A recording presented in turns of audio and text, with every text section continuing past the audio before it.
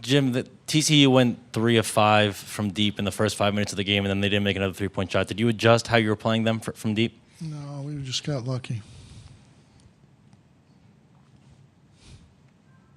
We played the same way the whole game. Jim, you were talking yesterday about parity in basketball and maybe 16/1. Did you happen to catch the UMBC score there? Yeah, I saw the score. You know, it's this tournament just breaks your heart. The better you are, the more it breaks your heart. And I've been there. I've been in that position.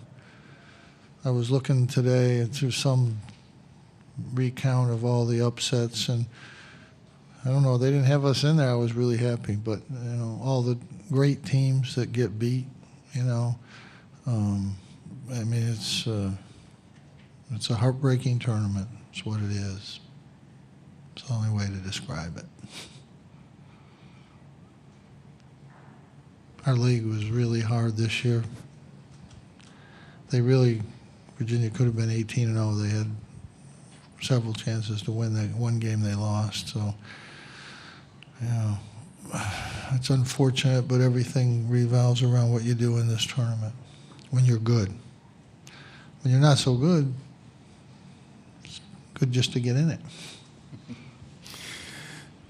Jim, all three of the big guys were struggling to score today, including O'Shea. So what did you see there at the end when you wanted to go to him? Nobody else had done anything.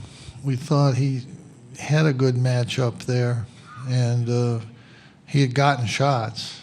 He got a lot of shots, but he really, I didn't probably realize that at the time that we decided to make that decision, he was 1 for 13. If I'd have known that fact, I might not have done that. But really, Frank was struggling and Tyus was struggling to get by.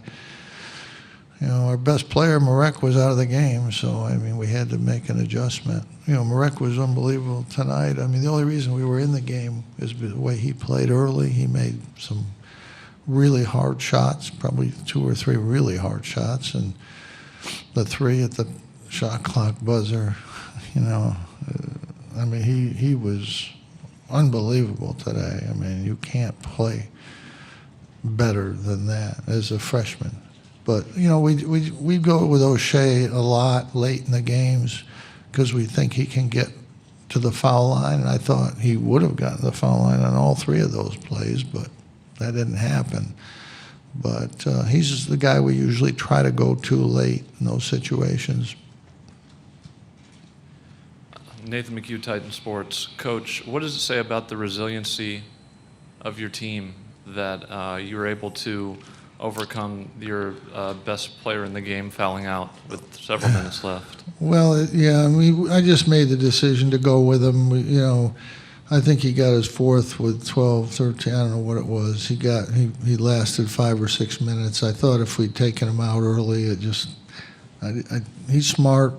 He's, you know, generally able to stay out of foul trouble. Close call on the one that he got caught on there. But, you know, Matt went in. Matt did a good job. He played good defense and, you know, made a foul shot for us. But, you know, it's a little gamble when you go with guys. But he was good there for a long period of time in there.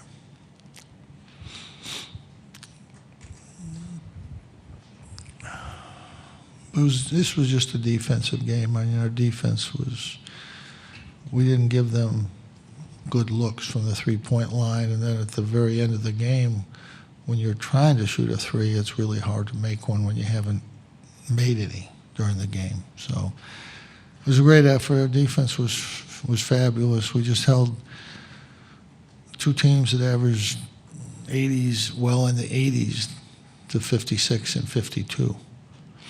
So that's pretty good. Jim, given where Marek started the year, he was coming off the bench early and was struggling early in ACC play. Is there a moment where you've noticed his game kind of change at some point this season? You know, he had some good games early, and then he had a little struggle the first couple ACC games, but then after that he was good. You know, he's a good defender. You know, he's capable of scoring if he gets in the right situations, and everybody that we play is worried about the other three guys, and he gets into some really good situations. He gets the ball open, 10 feet a lot, and he's gradually been able to figure that out. And again, he was great tonight. I mean, he was fabulous. Jim, how important going into this one was pace of play going to be for you? And were you Well, we're hoping- going to play the way we play, and that's we're not running up and down. A couple times we tried to go for the fast break. We completely screwed up the end of the first half. Frank thought he had a fast break, and we had the ball up 3. He holds the ball. If we just hold the ball and don't take a shot, we're up 3 at halftime. It was a really bad clock management situation at the end of the half. I mean, he thought he had it, but you can't take that opportunity when you just think you have it. You have to know you have it. That was a really bad end of the first half, and fortunately we were able to overcome it. We'll take 2 more for Coach. Jim, you've had some great battles with Coach Jamie Dixon over the years, whether in the Big East or ACC. Was this kind of the typical game that you expect? Yeah, he's a tremendous coach. He's really he beat us with his defense most of the time at Pittsburgh. The games were like this, and most of the time we were underdogs or even. We weren't ever really. He had really good teams for that stretch, and we weren't so good. The year we went to the Final Four, the Final Four team, we beat them twice. But the other years they were pretty good, and they played really well against us. And but their defense was really, really good. He had the best defensive teams in the Big East for a number of years, and that's what really carried them through. I thought their defense was tremendous. This team is more of an offensive team, I think, but they play good defense, but they're really a tremendous offensive team. We have one more question for Coach. Okay. Thank you. Thanks, Coach, and congrats on a great win.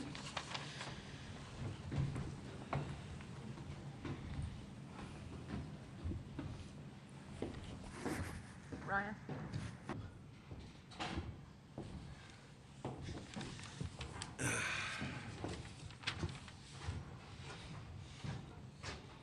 Okay, we'll ask Coach Dixon to open with a statement, and then we'll open the floor to questions for the players. Well, we have our 3 seniors up here, and as I told them in the locker room, I can't tell them how thankful I am, how appreciative I am, how appreciative the school is for what they've done and changing a program and getting it to a tournament and how they've handled themselves on the floor and off the floor. So we've created a program to be proud of, and these guys are the main reasons, because you need senior leadership and on and off the floor. So I can't thank them enough. I told them that in the locker room, and I thought we'd be playing more, but we didn't get it done tonight, and we didn't play as well as I had thought we would. And with that said, congratulations to Syracuse, but we simply just didn't get it done, and that is on us. But I can't tell them how proud I am for what they've done for our program and going forward here. And this is a step in the right direction for us going forward. Stephen Stevenson, Fort Worth Star Telegram.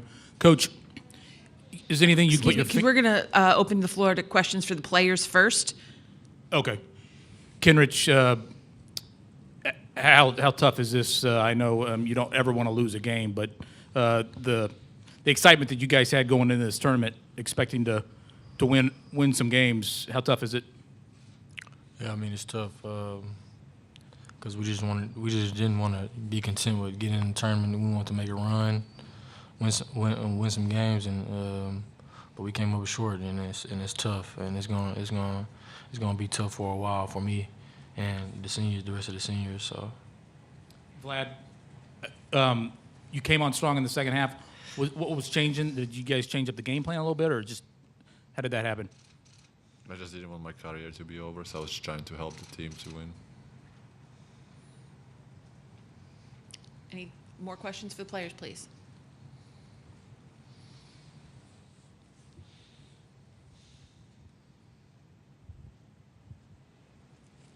Vedant Gupta, applying for Sports Illustrated for Kids. You guys had a great season. What can you take away from that? I mean, you could take away.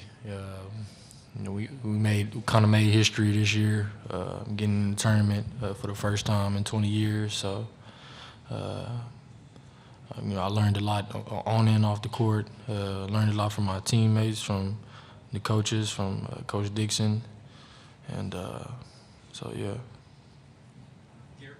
TC360, Kenrich, you guys went on an 8-0 run to close out the first half. What allowed you guys to take the lead entering the half? I think we got a few buckets in transition. And we got a few stops late in the half. Any more questions for the players? All right, gentlemen, you can head back to your locker room. Congrats on a great season. We've enjoyed having your team here in Detroit. We'll open the floor to questions for Coach.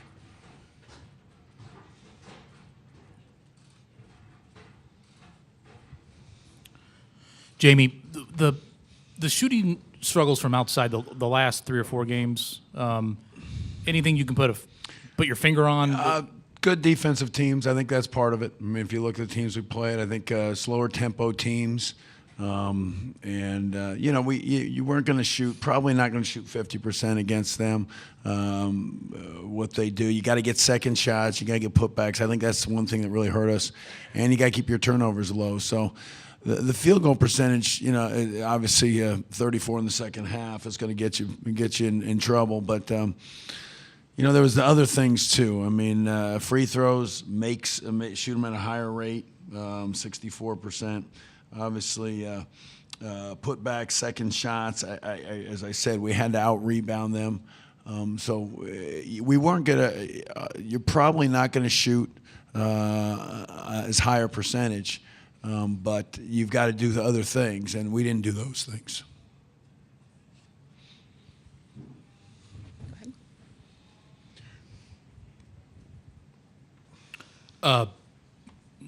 Rebounding, it started to improve when Ahmed was in there. Mm-hmm. Is that a give and take? You have him in there for defensive purposes or rebounding purposes, but he's not going to score as much, or I mean, it's an interesting thing. We probably and looking at it, we got obviously Vlad at 13 points, so we could point at different things. But he came with some nice rebounds defensively. Did some pretty good things defensively for us. I'm happy with the production we got out of that spot. I mean, there's no question. We've been getting good production all year long. We had some guys not play as well down the stretch, and this game included. And that's you hope that they're going to have their best games in the NCAA tournament, but we didn't, and that's offense and defense. So, we got good production out of them. This was a game we could have played them both together. But that hadn't been our best team all year long. So, looked at possibly doing it, talked about it afterwards. But it's, obviously if you know that the other guys aren't going to be as productive, it obviously gives you. With Kawat getting off and getting a couple threes early, you feel good about how he's playing, but it didn't continue. So, you can look at it different ways. But, again, we hadn't played those guys together much at all. Melissa Treebwasser, SB Nation. Coach, do you think that there was any benefit to Syracuse having played with TCU having such a long layoff since their last competition? I can look at. Obviously you get the time. You get time to prepare. We don't really get an advantage because we don't know who we're playing. So it's a unique setup in that regard. But we had plenty of days to prepare, and we worked on Syracuse's zone and. Their plays are, things we'd all seen before, but we just, we didn't get our play wasn't as good the last couple of weeks. I mean, the last 3 games. But again, we played really good defensive teams.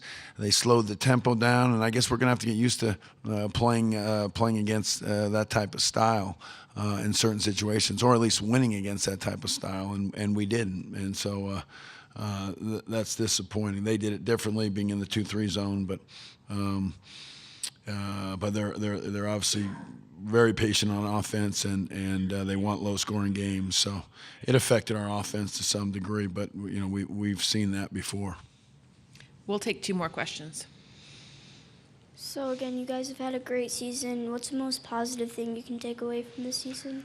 Well, I mean, I think for us, the positive is what we've done, and we haven't been in the tournament in 20 years, as people have reminded us. So, as I spoke about our 3 seniors, they came to a place that hadn't been there. So, it's a special thing to break a 20-year drought. I think it's the longest Power 5 streak in the country. So to be broken. So, I mean, that's hard to do, and they did it, and they should be proud of that. Right now, they're not going to feel that.